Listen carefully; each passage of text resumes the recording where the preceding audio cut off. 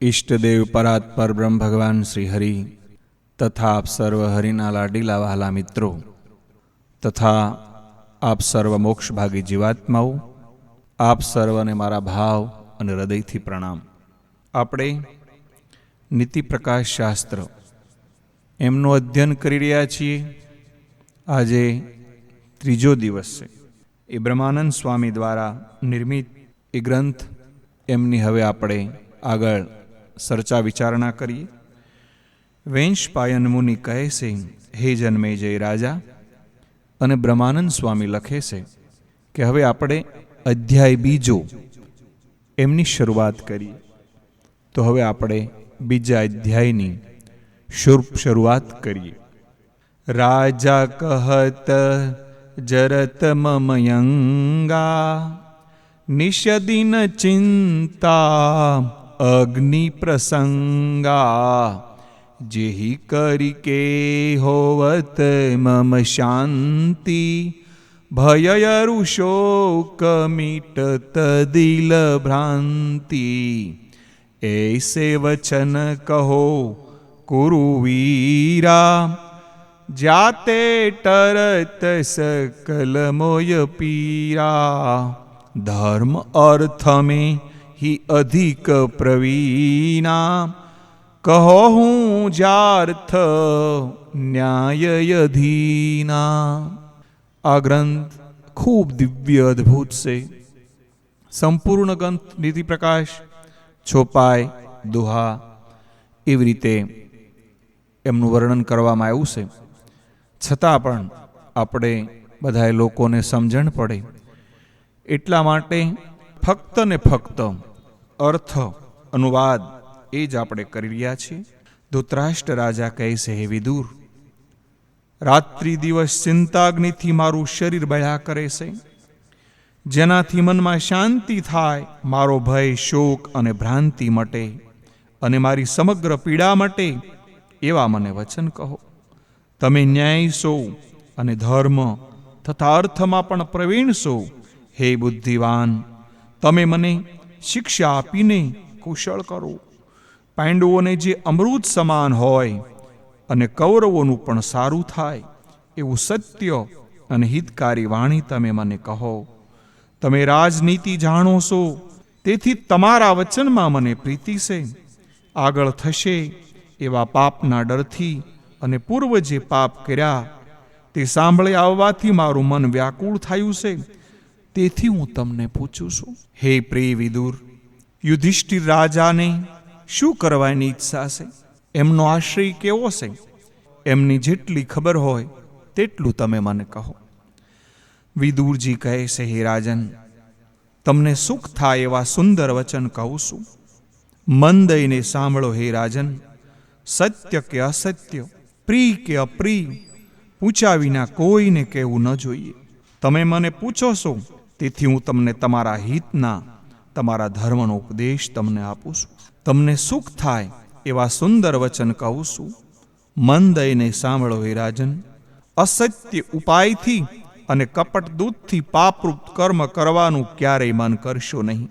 પાપરૂપ કર્મનું ફળ 4 દિવસ સુખ જેવું દેખાશે, પછીથી એ જરૂર દુઃખરૂપ આવશે. સારો ઉપાય કરીને કામ કર્યું છતાં તે બગડી ગયું તો પ્રભુની ઈચ્છા એવી હશે એમ માનીને ધીર પુરુષે ગ્લાનિ કરવી નહીં. પ્રથમ વિચાર કરીને પછી કામ કરવાનું. વિચારા વિના કામ કરવાથી કામ બગડે છે. હું આ કામ કરીશ તો શું ફળ મળશે, ન કરું તો શું થશે, એમ વિચારીને કરવા જેવું લાગે તો કામ કરવું, ન કરવા જેવું હોય તો ન કરવું. રાજ્યની સુરક્ષા કેમ કરવી, મારી પાસે ધન કેટલું છે, આ વર્ષમાં કેટલો વધારો થશે, મને કેટલી ખોટ છે, આ સર્વ ન જાણી શકે તે રાજા રાજ્ય કરવા યોગ્યને નથી. ઉપરની બાબતો જાણે અને ધર્મ તથા અર્થને જાણે એવો બુદ્ધિવાન રાજા રાજ્ય કરવા યોગ્ય છે. રાજ્ય, અશ્વ, સુખ, સાહેબી, દાસી અને દાસ એ સર્વને અસ્થિર જાણીને મગરૂપી કરવી નહીં. મોઢાના કાંટામાં માંસ ભરેલું જોઈને માછલી રસથી અંધ થઈને તેને ગળવા માટે જાય છે. એ વખતે પોતાનું મૃત્યુ થશે એનું એને ભાન નથી. જેટલું અન્ન ગળામાં ઉતરી શકાય એટલું અન્ન મુખમાં લેવું અને પેટમાં પચાવી શકાય એટલું જ અન્ન ગળવાનું. જમેલું અન્ન પસે તો જ સુખદાયી થાય છે. જે પોતાના દેહ સંપત્તિને ઈચ્છતો હોય એણે આ રીતે ખાવાનો વિચાર કરવો જોઈએ. એ રીતે જો તમારા પરિવારને તમે કુશળ રાખતા હોવ તો લોભને છોડી દો. કોઈ સુધાશુત માણસ કાચા ફળને તોડીને ખાય તો તેનાથી તેને રસ નહીં મળે અને બીજનો પણ નાશ થશે. તેથી ફરીને ક્યારેય ફળ તમને નહીં મળે. જે પુરુષ વૃક્ષમાંથી પાકું ફળ લેશે તે ફળ મિષ્ટ રસ આપે છે અને બીજ પણ મળે છે. તેથી ફરીને અનેક ફળ મળશે. જેમ ભમરો પુષ્પથી રસ લેશે પણ પુષ્પને લગારે દુઃખ દેતો નથી, એમ દયા રાખીને મનુષ્ય પાસેથી દ્રવ્ય લેવું. જેમ માળી ફૂલને તોડે અને કોઈ ફૂલ ઝાડનું મૂળ ઉખડી ગયું હોય તો તેને ભૂમિમાં જોડી દે, એમ કરવાનું. પણ કોલસા પાડનારા મૂળને કાપીને બાળીને કોલસા કરે તેની માફક ક્યારેય કરવું નહીં. આ કાર્ય કરવું તો મને શું ફળ મળશે, ન કરવું તો શી હાનિ થશે? આવો વિચાર એકાંતમાં બેસીને જરૂર કરવો. પછી કાર્ય કરવું કે ન કરવું એનો નિર્ણય કરવાનો. એક કામ આરંભવા જેવું નથી, બીજું કામ કરવા જેવું સારું છે પણ કરી શકાય એમ નથી. એ બંને કામ માટે પુરુષાર્થ કરે તેને ફળ કેવળ કલેશ જ મળે છે. જેની પ્રસન્નતાથી મનુષ્યને કંઈ લાભ થતો નથી તથા જેના ક્રોધથી કંઈ હાનિ થતી નથી. નપુંસક પુરુષનો સ્ત્રી જેમ ત્યાગ કરે તેમ એવા રાજાની આજ્ઞાને પ્રજા માનતી નથી. અલ્પ ઉપાયથી મોટું ફળ મળતું હોય એવું કાર્ય તત્કાળ કરવું. એવા કાર્યનો નાશ ન કરે તેને બુદ્ધિમાન જાણવું. જે રાજા સરળ સ્વભાવ ન હોય અને સર્વને પ્રેમ દ્રષ્ટિથી જોતો હોય, માન પાન આપતો હોય, તે રાજા કદાચ મૌન બેસી રહે તો પણ તેને જોઈને સર્વ પ્રસન્ન થાય છે. કંઈ આપે નહીં અને કેવળ પ્રેમ બતાવે તો પણ ભૃત્ય વર્ગ ઉલ્લાસમાં રહેશે. અને જે આપે તે પણ સમય જોઈ વિચારીને આપે તથા કોઈના શબ્દથી દોરાઈને કામ ન કરવું પણ વિચારીને કરવું. અંદર બળ હોય નહીં અને બહાર અતિ જોર દેખાડે તથા વાતમાં બહુ બળ બતાવે તે રાજા બળ વિના કામ કરીને નાશ પામે છે. નેત્ર, મન, વચન અને દાનથી જે રાજા સેવકોને પ્રસન્ન કરે તે રાજાને સેવકો પણ પ્રસન્ન રાખે છે. જે રાજાને જોઈને સર્વને ત્રાસ થાય એ રાજા ભલેને ચક્રવર્તી હોય તો પણ તેનો અવશ્ય નાશ થાય છે. પોતાને તે જે કરીને માતા પિતા અને મહારાજા કહેવાતા હોય તે રાજા જો અન્યાય કરવા માંડે, જેમ મેઘની ઘટા ચોતરફ ફેલાઈ રહી હોય પણ પવનનો એક જ ઝપાટો લાગે તો એક પળમાં નાશ પામે, એમ રાજાની સમૃદ્ધિ પણ નાશ પામે છે. ધર્મેષ્ઠ રાજાનો પુણ્ય પ્રતાપ દેખાય તેની પૃથ્વી અને ધન પ્રતિદિન વધતા જાય છે. ચામડું અગ્નિમાં નાખવાથી જેમ સંકોચાઈ જાય તેમ અધર્મી રાજાનો મહિમા પણ સંકોચાઈ જાય છે. બીજાની પૃથ્વી જીતવાનો જેટલો ઉદ્યમ કરે એટલો ઉદ્યમ પોતાની પૃથ્વીનું રક્ષણ કરવા માટે કરે. ધર્મથી જ રાજ્ય મળે છે, રાજ્યનું રક્ષણ પણ ધર્મથી જ થાય છે. ધાર્મિક રાજાનો લક્ષ્મી ક્યારેય ત્યાગ કરતી નથી. જેમ પથ્થરની રજમાંથી સોનું કાઢી લેવાય એમ બાળકોના બકવાદ સાંભળીને તેમાંથી પણ સાર લેવા. માતા પિતા ગુરુ અને પંડિતના બુદ્ધિયુક્ત જે વસનો અને માતા પિતા જે કાર્યની પ્રેરણા કરે એ સર્વ ગ્રહણ કરવા યોગ્ય છે. શિલોંદ વૃત્તિવાળો વિપ્ર જેમ સલો કરીને અનાજ ભેગું કરે છે તેમ ગમે ત્યાંથી મનુષ્ય જ્ઞાન મેળવવાનું. વેદથી બ્રાહ્મણ જુએ, ગંધથી ગાય જુએ, ગુપ્તસર મારફતે રાજા જુએ, બીજા લોકો આંખોથી જુએ. દોહવા સમયે દોનારને જે ગાય કષ્ટ આપે તે ગાય અતિ કષ્ટને પામે છે. જેની પાસેથી સુખેથી દૂધ મળે તે ગાયને કોઈ કષ્ટ આપતું નથી. જે કાષ્ટ વગર તપે વળી જાય એને કોઈ અગ્નિથી તપાવતું નથી. એમ જે પોતે નમવાના સ્વભાવવાળો હોય એને કોઈ નમાવવા ઈચ્છતું પણ નથી. આ બધી ઉપમા સાંભળીને વિચારીને બળવાને નમવાનું નિશ્ચય કરવાનો. જે બળવાન આગળ શીશ નમાવે તે પુરુષ નિશ્ચય સુખને પામે છે. ઇન્દ્રને સર્વ પ્રાણીઓ નમે છે તો મનમાંથી સુખ સંપત્તિ પામે છે. અટંટ રહેનારા વૃક્ષો અને નદી નાશ કરે છે. નેત્ર નમી જાય છે તો તે વિલાસ કરે છે. પતિની સહાયથી સ્ત્રીને સુખ મળે છે. વેદની સહાયથી બ્રાહ્મણ પૂજાય છે. સત્યથી ધર્મનું રક્ષણ કરવું, અભ્યાસથી વિદ્યાનું, મંજન કરવાથી રૂપનું, સદાચારથી કુળનું, હંમેશા માપ કાઢવાથી ધાન્યનું, નિત્ય ફેરવવાથી ઘોડાનું, નિત્ય દેખભાળ રાખવાથી ગાયોનું, અને જાડ અને જીર્ણ થયેલા વસ્ત્રોથી સ્ત્રીઓનું રક્ષણ કરવું. જો કંઈ સદાચાર ન હોય તો કુલવાન થઈને શું કર્યું? અત્યંજ હોય છતાં દ્રઢ સદાચારી હોય તો તેને સર્વથી અધિક જાણો. બીજાનું ધન, પરાક્રમ, રૂપ, વંશ, વિસ્તાર, સુખ, સૌભાગ્ય અને સત્કાર જોઈને ઈર્ષ્યા કરે તેના દુઃખનો ક્યારેય અંત આવતો નથી. જેને અકાર્ય કરવાનો ડર હોય, કાર્ય નહીં કરવું તો મસ્કરી થશે આવી શંકા થતી હોય, કાર્ય કર્યા પહેલા હું કરું એને કોઈ જાણી જશે તો આવી શંકા થતી હોય તો એણે કાર્યનો આરંભ જ ન કરવાનું. વિદ્યા, મદ, ધનનો મદ અને મોટા કુળનો મદ, આટલા મદ અસંત પુરુષને થાય છે. સંત પુરુષને તે પ્રાપ્ત થવાથી સંત પુરુષો સામું નમ્ર બને છે. જે પગથી માથા સુધી અસંત કહેવાતા હોય એની પાસે કોઈ કાર્ય માટે સંત પુરુષ કંઈ માગશે તો જ્યાં સુધી કાર્ય નથી કર્યું ત્યાં સુધી તે સંત સમાજ જણાય છે. પણ જ્યારે કાર્ય કરવાનો નિશ્ચય થાય ત્યારે દાંત દેખાડીને ઊભો રહે છે. સંત પુરુષો સંતના સહાયક છે. અસંતના પણ સહાયક સંત છે. અસંત પુરુષો સંતના સહાયક થતા નથી. મિષ્ટાનની ઈચ્છા ગાયો રાખનાર જીતે છે. સારા વસ્ત્રવાળો સભા જીતે છે. વાહનવાળો માર્ગ જીતે છે.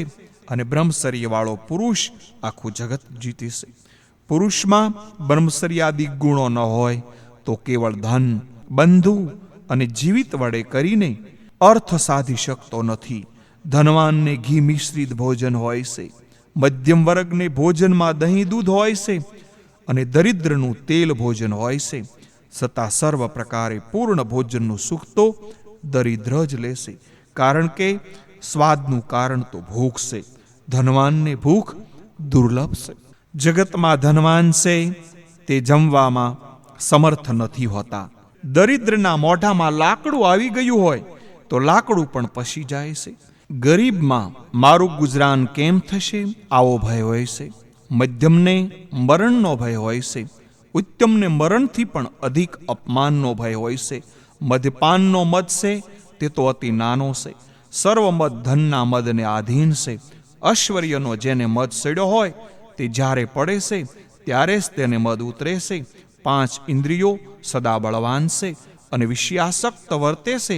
સૂર્ય ગ્રહોને તપાવે છે, પછી તે તપેલા ગ્રહો લોકોને તપાવે છે.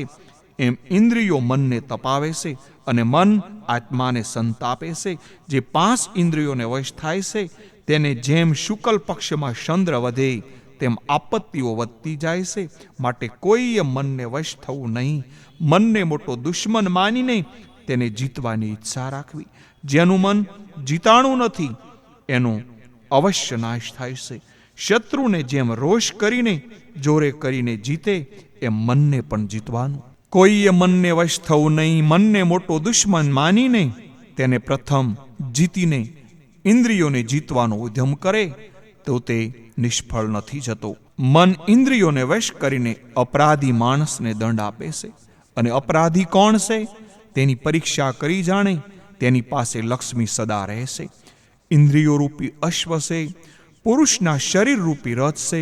આત્મા એનો સારથી છે. સારથી જો સાવધાનપણે રથ ચલાવે તો નિશ્ચય માર્ગને પાર પામે છે.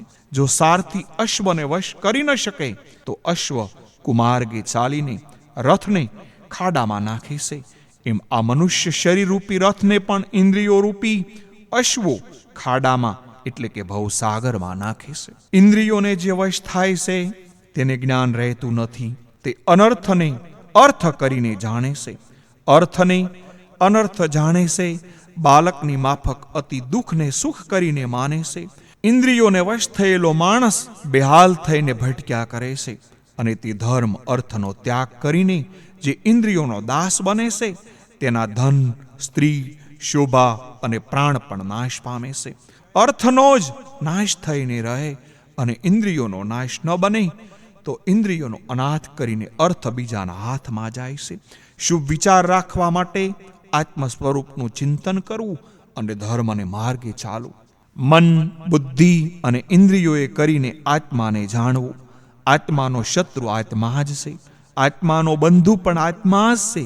બુદ્ધિએ કરીને મનને જીતવું, તે જીતેલું મન આત્માનું મિત્ર છે, અને નહીં જીતેલું મન આત્માનું શત્રુ છે. માછલીને ઝીણી આંખો છે, છતાં અગાધ જળમાં રહેલા જળને જોઈને તે દૂર ચાલ્યા જાય છે. તેમ કામ, ક્રોધરૂપી માછલા બુદ્ધિરૂપી જળમાં અટવાતા નથી.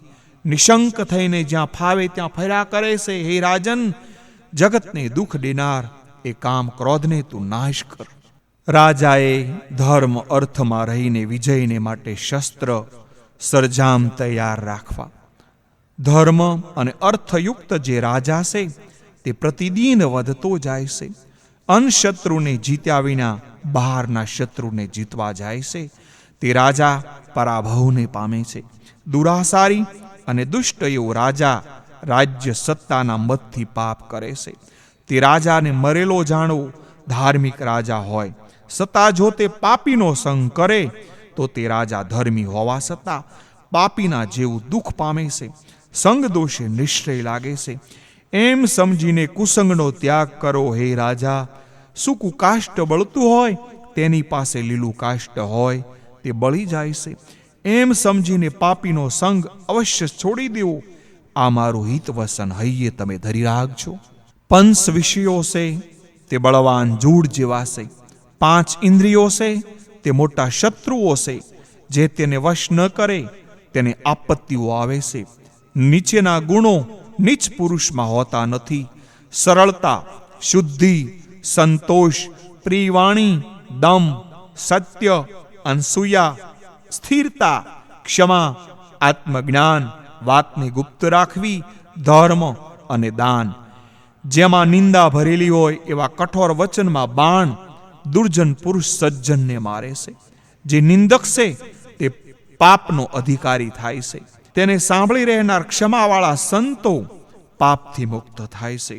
મૂર્ખનું બળ હિંસા છે, રાજાનું બળ દંડ છે. સેવા કરવી એ સ્ત્રીઓનું બળ છે, સંતોનું બળ ક્ષમા છે. રાજાએ અર્થવાળી થોડી જ વાણી બોલવી, બહુ બોલ્યા કરવું નહીં. રાજાએ વાણીનો નિગ્રહ કરવો એ કઠિન કામ છે. સુંદર વાણી બોલવાથી કલ્યાણ થાય છે, દુષ્ટ વાણી બોલવાથી અનર્થ થાય છે. બાણ અને પરશુના ઘા રૂઝાયેલા જોયા છે, પણ દુષ્ટ વાણીના ઘા ક્યારેય રૂઝાતા નથી. શરીરમાં તીર પેશી ગયું હોય તેને કાઢી શકાય, પણ દુષ્ટ વાણીનો ઘા ક્યારેય રૂઝાતા નથી. શરીરમાં તીર પેશી ગયું હોય તેને કાઢી શકાય છે, પણ વચન બાણ ક્યારેય નીકળતા નથી. મુખરૂપી ધનુષમાંથી જોરથી દુષ્ટ વાણીરૂપી બાણ છૂટે છે. તે અંતકરણમાં પેશીને રાત્રિને દિવસ ગુમાસ કરે છે અને મનને શાંતિ રહેવા દેતા નથી. કઠોર વાણી આવી પીડા કરનારી છે. એમ જાણીને ક્યારેય બીજાની ઉપર કઠોર વસનનો પ્રહાર ન કરવો. જે અભાગી પુરુષની ઉપર દેવનો કોપ થયો હોય તેની બુદ્ધિ હરામ થઈ જાય છે. તે પાપને પુણ્ય રૂપે દેખે છે. તે પુરુષના હૃદયમાં અન્યાય ન્યાય રૂપે થઈને રહે છે. પાંડવોના અપરાધથી આવી બુદ્ધિ તમારા પુત્રોમાં આવી છે, તો પણ તમને દેખાતું નથી. હે રાજા, ત્રિલોકીનું શાસન કરી શકે એવા યુધિષ્ઠિર રાજા છે. સર્વ રાજાના લક્ષણો પણ યુધિષ્ઠિરમાં છે, માટે પૃથ્વી પાલન કરવા યોગ્ય તો યુધિષ્ઠિર રાજા જ છે. હે રાજા, તમારા પુત્રનો પરાભવ કરીને યુધિષ્ઠિર રાજા રાજ્ય લઈ લેશે. ધર્મ, અર્થ, બુદ્ધિ અને તેજે કરીને પાંડવો અધિક પ્રવીણ છે. તમારા પુત્રો પાપી છે. પાંડવો અતિ દયાળુ અને સરળ સ્વભાવના છે. ધર્મ પ્રમાણે વર્તનારા છે. પાંડવો અત્યારે કલેશ સહન કરે છે, તમે પાંડવોની સાથે તમારા પુત્રોની માફક વર્તો. બ્રહ્માનંદ સ્વામી કહે છે, જેના ઉરમાં અંધારું હોય એને કરોડો સૂર્ય ઉગે તો પણ પ્રકાશ દેખાય નહીં. ઇતિશ્રી સહજાનંદ સ્વામી શિષ્ય બ્રહ્માનંદ મુનિ વિંચિતે નીતિ પ્રકાશ વિદુર ધૃતરાષ્ટ્રનો જે સંવાદ પ્રજાગર પ્રશ્ન દ્વિતીય અધ્યાય અહીં પૂર્ણ થાય છે. વાલા મિત્રો, આવતીકાલે આપણે ત્રીજો અધ્યાય સાંભળશું. તો આપ સર્વને ભાવ અને હૃદયથી પ્રણામ અસ્તુ. સર્વને ભાવથી જય શ્રી સ્વામિનારાયણ.